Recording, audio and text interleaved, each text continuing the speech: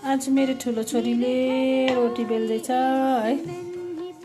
मजाले बेल्छ त आफैले पोलेको आफै खान्छ अरे नि त आज हावा हुन्डी आएर बत्ती पनि छैन हो पढ्नु पनि बसाएको रुयो अब रुएको मलाई काम लाग्छ बिमार हुँदाखेरि सिकाइराख्नुपर्छ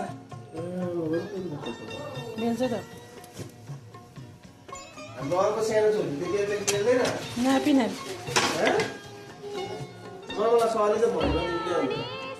भाइले तिमीले पोलेको ल मलाई बनाउँछौ